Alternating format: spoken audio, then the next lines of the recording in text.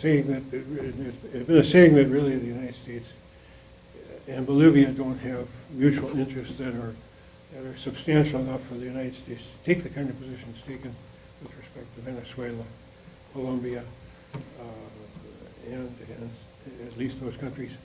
And so we have a chance, I think, to really have a functioning government that has done a lot in terms of redistribution of resources to the Bolivian people, including eliminating illiteracy, and that's something that they have been, that the United Nations indicated they had done.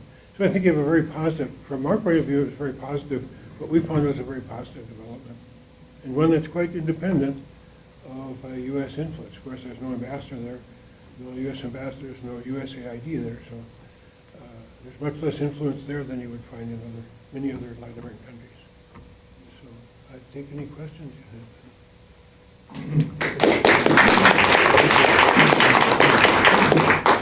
Yes, I think you would. Yeah. Very, very interesting. Thanks for telling this story. There's a lot of review now being done on development programs. I'm one of the old veterans from the Land Tenure Center. Oh, that's sure. And we are so saddened by the fact that our own institutions can't maintain a center like the Land Tenure Center, which was interested in these problems of land ownership, having a base inside the country for people to develop their own economy. Anyway, I was wondering, oh, by the way, there's been a review of USAID's successes and failures in Afghanistan, and it is dismal, absolutely dismal. They have made essentially no progress. Now, I was wondering, in terms of Bolivia being in charge of its own programs, how have they approached universal education and health care and improvements in slum housing? Well, I think that particularly in health care and in fundamental education, they have really devoted a lot more resources to that than they had before. The government wasn't very interested in that before the Morales government came into power. That's one of the things that Morales has stressed, a redistribution of resources and bring the people who have not had access to education or have not had health care to bring those things to them. I don't know specifically the program. We didn't go into the health care program in any detail there, but we were told by people that this is a program that is really working for the Bolivian people, and for many people who really didn't have health care in the past. They would not have clinics in areas where there was no service, health service previously. And I think they've done a lot in that regard.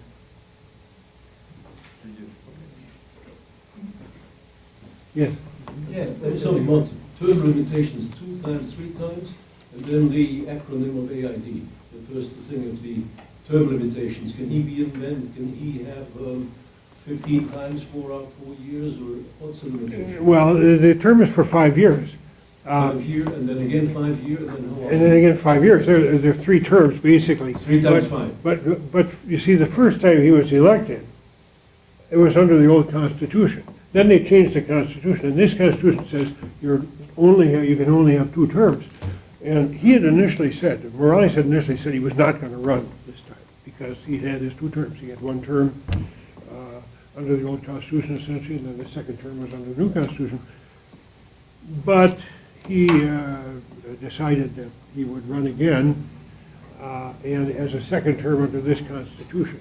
And one of the people who was one of the other party members complained about this, filed a complaint, and the judicial branch decided that this was actually okay. This was the 2nd term under this new Constitution. Now he can't. Now he, as of 2016, he can't. Or as of 2020, his term will end in January of 2021.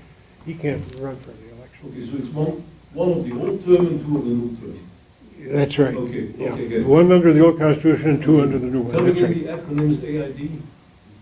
EID, Agency for International Development. And tell me a bit, what do they really do other than the name? Well, I think you had an answer over here about the kind of things they do. What they do is they allegedly in Bolivia, they work with opposition persons, opposition parties. They may work with bankers or with opposition politicians who favor a neoliberal kind of approach, and they do that informally. But the idea is to build a resistance to the Morales government in this case, and that's what allegedly they were doing. But the motive for the immediate motivation for getting EID, which is the U.S. Economic Mission, that's what it's called, it's the Agency for International Development, it's called formally. The motivation was when Secretary Kerry used the word backyard. When he used that word, then Morales said, "We're not having no more of this," and the EID can leave. Alto has mainly developed in recent decades. Yes. I still remember 1969, I was there first, and then a few decades later it was a bit more. Is that sort of a more recent development? Yes, it is. It's been growing enormously. You know, I think there have been a lot of people there for a long time, I think, but this is really, it's where the international airport is located for La Paz. But it's grown tremendously, and it continues to grow. And it's our concern with being there is that you see, as I say, not many paved roads, and there's a good deal of poverty there. But they say that the people largely have worked in La Paz, and now they can use this funicular route to get to La Paz in just a few minutes. So, but it's a community that obviously has a lot of needs, I would say. Yes. You know, I understand the concept and perhaps the motivation for having international election observers in different countries. But this is a practical question. Like, do they have any foreign countries that observe European elections or American elections? And then number two, who pays for, who makes the request and who pays for it? Is it like United Nations or something that, I know the people like yourself are volunteers, but you know, who coordinates that? Is it the country who's having the election, or is it some international organization that's imposing something on those countries and funding the observers? No. Well, the funding of observers, I think each of the organizations that have observers does the funding of them. That's certainly in our case. We paid for our trip to Bolivia and for staying there. The electoral, it's called the electoral Órgano Boliviano Electoral Plurinacional. That's the organization that the Bolivian election organization in charge of carrying out the elections. They're the ones who certify the observers. Yes, first of all, it was an excellent overall view of the situation. Though I didn't hear you talk much about it. By the way, there's already talk about opening up the Constitution again, so Morales can run indefinitely during election. And but the human rights situation and the freedom of speech, persecution of the opposition, persecution of the press, already he just in the last few days named a new Minister of Communication, and she immediately announced that there's going to be restrictions on the use of Facebook and Twitter to spread free opinions about the government. And within the Constitution, there's this law about what they're talking about, not what has happened, but the way in which things are implemented. Practically more than half of the opposition is in exile, even in the United States, Brazil, Paraguay, Argentina, Peru. It's a relentless and brutal persecution of the opposition leaders that were in the past. And the announcement of the minister was that, that Facebook and Twitter would be a revision, and they were going to look for ways to clamp on the use of Twitter and Facebook, because they are practically right now the only meeting to communicate and the least satisfaction with the government. Well, I don't know, I'm not sure. I think that the government has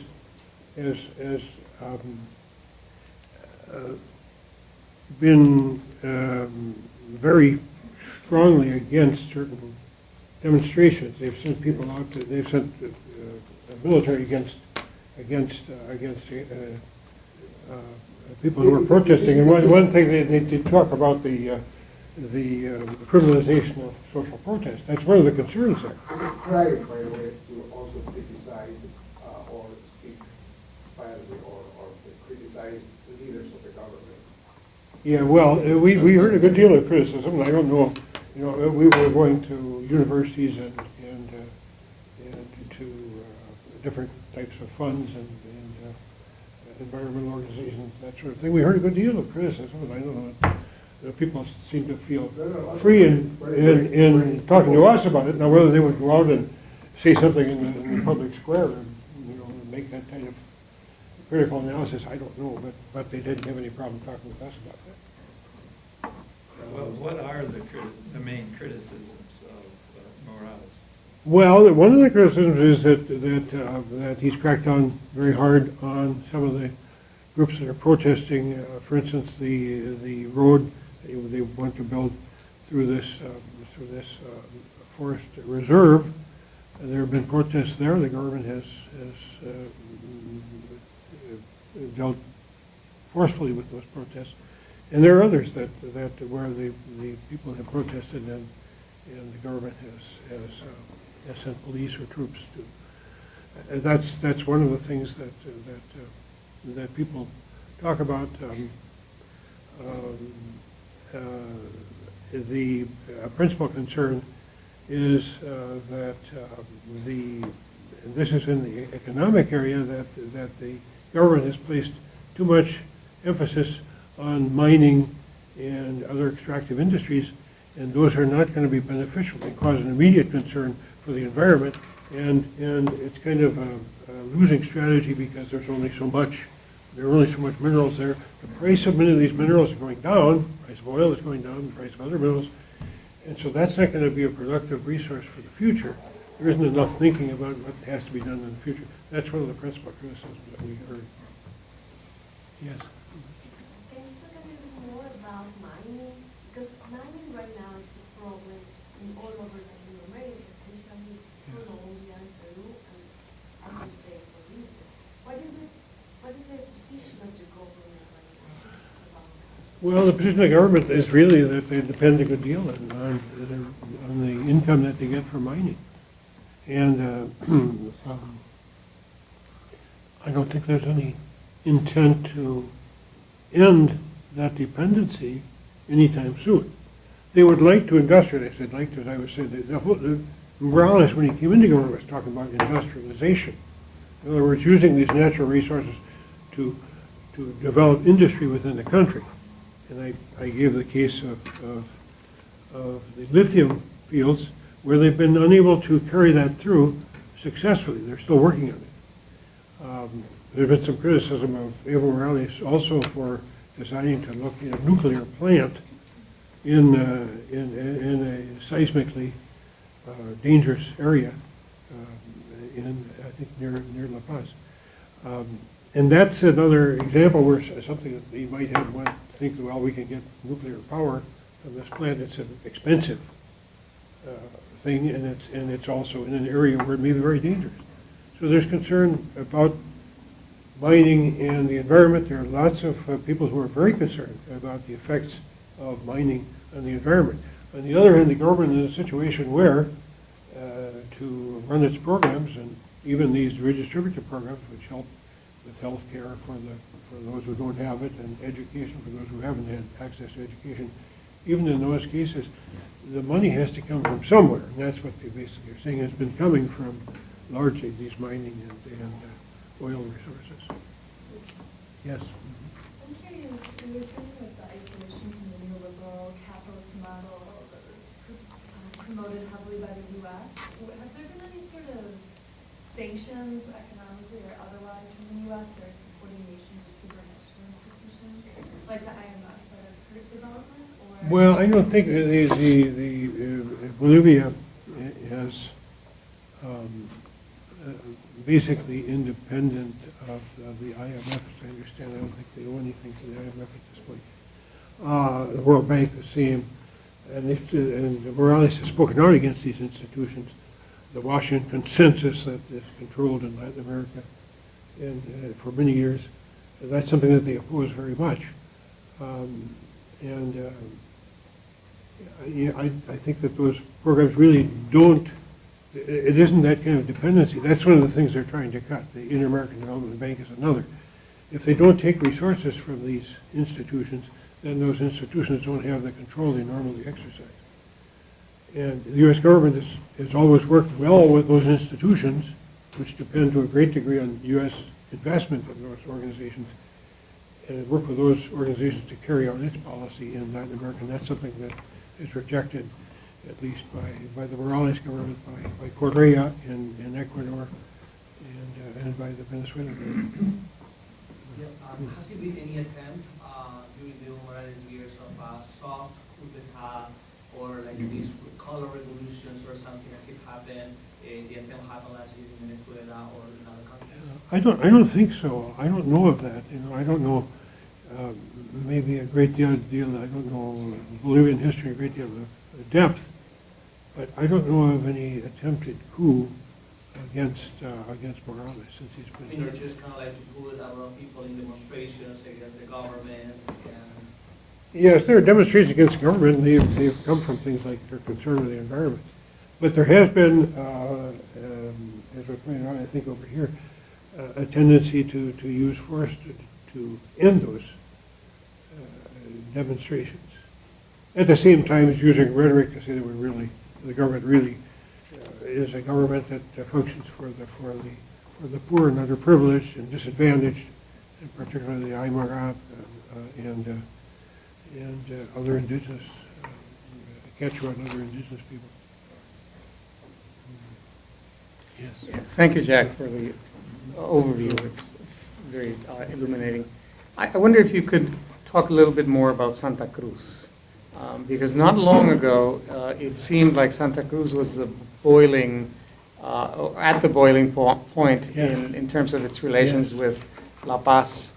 And there was a lot of it that was instigated by Brazilian farmers that had moved into Santa Cruz, and yet it sounds like now they've, kissed and made up in some way. I think in some way, I don't know in any real detail, Francisco, what exactly has gone on there, but I do know that we were told that there have been leaders from Santa Cruz, businessmen, and members of bankers, whatever, who've been incorporated into the ruling party, into the MAS, into Morales' party, and that has greatly diminished the opposition there.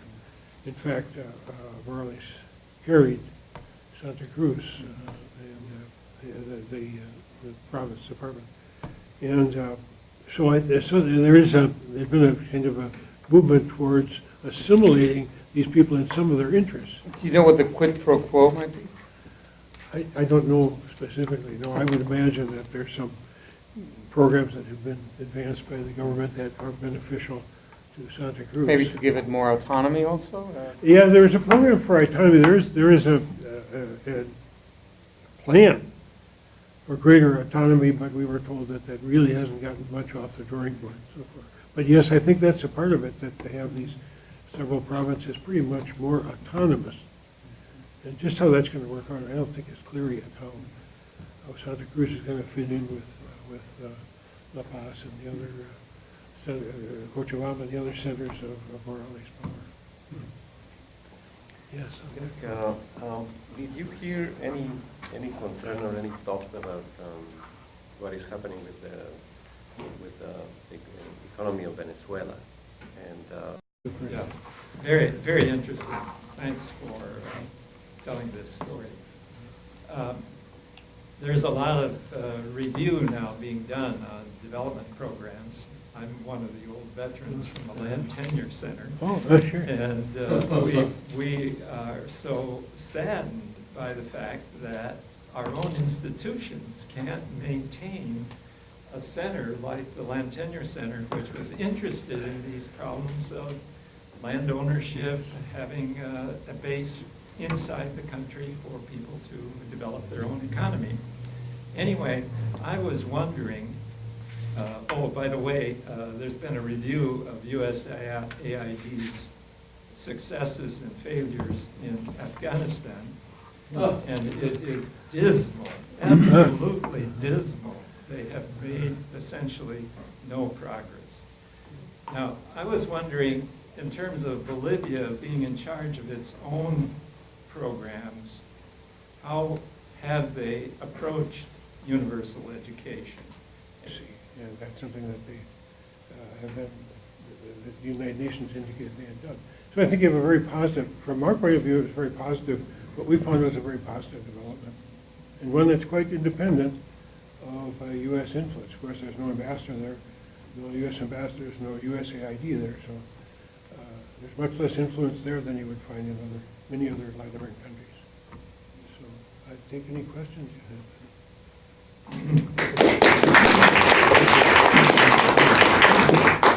Yes.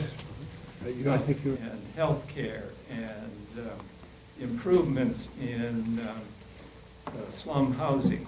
Well, I think that particularly in healthcare and in fundamental education, they have really devoted a lot more resources to that than they had before. The government wasn't very interested in that before the Morales government came into power.